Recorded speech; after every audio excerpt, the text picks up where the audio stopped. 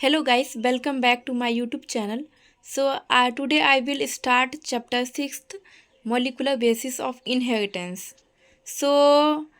तो ये जो वीडियो मैं बनाऊंगी चैप्टर 6 पे मॉलिक्यूलर बेसिस ऑफ इनहेरिटेंस में, ये पार्ट वाइज होगा और मैं एनसीईआरटी के लाइन बाय लाइन पे ये वीडियो बना रही हूँ। एनसीईआरटी बायोलॉजी, आपने इससे भी पहले बहुत सारे मेरे वीडियो देखे होंगे जो एनसीईआरटी बायोलॉजी में लाइन पे लाइन बनाई थी मैं, लाइन बाय लाइन। तो इसमें जैसे ये चैप्टर है मॉलिक्यूलर बेसिस ऑफ इनहेरिटेंस, ये थोड़ा सा लेंथी चैप्टर है, तो इसको मैं मतलब जो सेक्शन वाइज करूँगी, जैसे पार्ट 3 भी हो सकता है इसमें, ठीक है। तो ये पार्ट 3 तक जा सकता है क्योंकि ये बहुत ज़्यादा लंबा था, आपको मुझे अच्छे से समझाना होगा उसके लिए।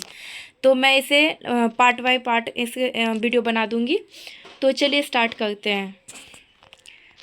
तो हम लोग यहाँ पे सबसे पहले स्टार्ट करने वाले हैं मॉलिक्यूलर बेसिस ऑफ इनहेरिटेंस में डीएनए से स्टार्ट करने वाले हैं कि तो हम लोग यहाँ पे डीएनए के बारे में सबसे पहले देखेंगे। तो यहाँ पे ब्रीफ इंट्रोडक्शन दिया हुआ है, तो इसको पहले यहाँ देख लेते हैं थोड़ा सा, ऐसे ही इसमें देख लेंगे। यहाँ पे in this previous chapter you have learned the inheritance pattern and the genetics basis of such pattern at the time of the Mendel. तो मेंडल के टाइम पे हम लोग ने जेनेटिक्स के बेसिस पे जो मेंडल ने अपना जो भी हाइपोथेसिस दिया था उसके बारे में हम लोगों ने चैप्टर 5 में पढ़े थे।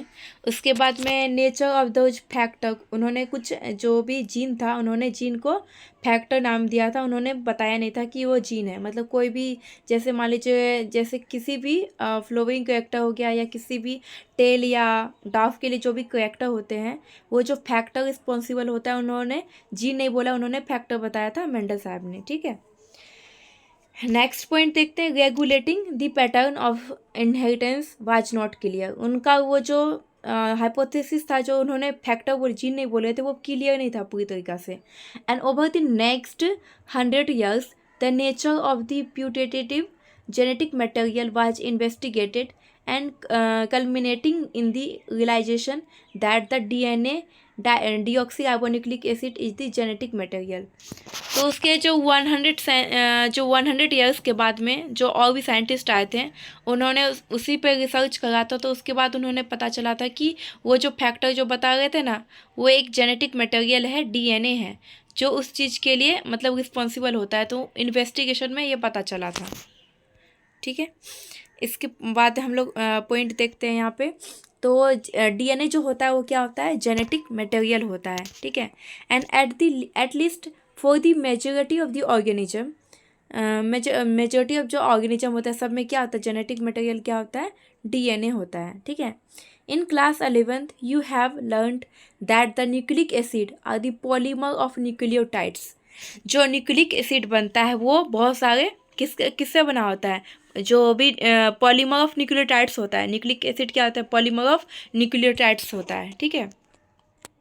आपने इसे बायोमोलिकुल्स में भी पढ़ा होगा केमिस्ट्री में 11th में, कि जो न्यूक्लिक एसिड क्या होता है, वो पॉलीमर होता है न्यूक्लियोटाइड का। बहुत सारे न्यूक्लियोटाइड में आके मिलते हैं तब एक न्यूक्लिक एसिड बनता है, ठीक है। तो डीऑक्सी राइबोन्यूक्लिक एसिड जो क्या है, डीएनए है, एंड राइबोन्यूक्लिक एसिड क्या है, आरएनए है। तो अगर आपसे कोई क्वेश्चन पूछता है कि जो डीएनए है और आरएनए है ये क्या है, ये न्यूक्लिक एसिड है, लेकिन ये जो डीऑक्सी है, डीऑक्सी राइबोन्यूक्लिक एसिड डीएनए है, और जो राइबो है, राइबोन्यूक्लिक एसिड आरएनए है। दोनों में एक चीज़ का डिफरेंस है, यहाँ पे डीऑक्सी राइबोन्यूक्लिक एसिड डीऑक्सी है, और इसमें क्या है, राइबोन्यूक्लिक एसिड है, ठीक है। और the 2 types of the nucleic acid है जो कहाँ मिलता है, found in the living system में। एंड इसके बाद क्या बोला गया, DNA act as the genetic material in the most of the organism. जो मोस्ट ऑफ द ऑर्गेनिज्म होता है उसमें क्या होता है, डीएनए क्या होता है, जेनेटिक मटेरियल होता है। And RNA through it also act as the genetic material in some viruses and mostly function as the messenger. तो जो आरएनए होता है ये कुछ ऑर्गेनिज्म में जो होता है, जैसे ऑर्गेनिज्म नहीं बोल सकते हैं हम लोग, वायरस बोलेंगे। तो वायरस में क्या होता है, जो आरएनए होता है वो जेनेटिक मटेरियल होता है, ठीक है। और ये क्या होता है, मैसेंजर की तरह भी काम करता है आरएनए, ठीक है। उसके बाद पॉइंट आया है कि RNA has additional role as well. तो आरएनए का बहुत सारा रोल है, वो जेनेटिक मटेरियल का तरह भी काम कर रहा है और उसका कुछ अलग रोल भी है। And it function as adaptor, structural and in some cases as a catalytic molecule. तो आरएनए का कितना सारा फंक्शन होता है, ये एडेप्टर की तरह भी फंक्शन करता है, स्ट्रक्चरल फंक्शन भी होता है इसका, और कैटालाइटिक मॉलिक्यूल भी होता है। तो आप कैटालाइटिक मॉलिक्यूल मतलब समझ गए होंगे कि जैसे मान लीजिए कोई भी रिएक्शन चल रहा है तो उसमें जो रिएक्शन का जो स्पीड बढ़ जाता है, जो स्पीड रिस्पॉन्सिबल होता है, जैसे मान लीजिए किसी एक रेट से कोई चीज़ बन रहा था, मतलब कम टाइम पे चीज़ें बन गई थी, कम बन गई थी, अगर वहीं पे कैटलिस्ट आ गया तो वो चीज़ें कम टाइम पे ज़्यादा बनेगी। तो यहाँ कैटालाइटिक मॉलिक्यूल्स का इस तरह से ही रोल होता है। नेक्स्ट पॉइंट हम लोग देखते हैं अब। तो in class 11 you have already sorry in class 11 you have already learned the structure of nucleotides. तो क्लास 11 में न्यूक्लियोटाइड का स्ट्रक्चर तो आप लोगों ने पढ़ा होगा। And the way these monomer unit are linked to form nucleic acid polymer.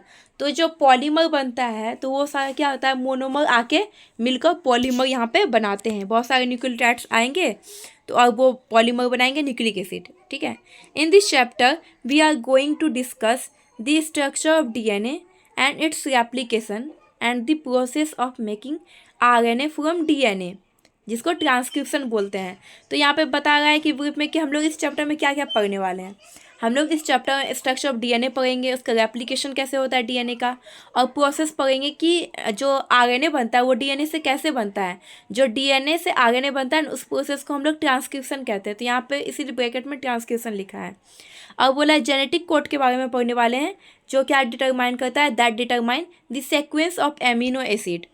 तो आप लोग को यहाँ पे एक पॉइंट समझ में आया होगा, जो यहाँ पे सीक्वेंस बोल रहा है किसी भी जेनेटिक मान लीजिए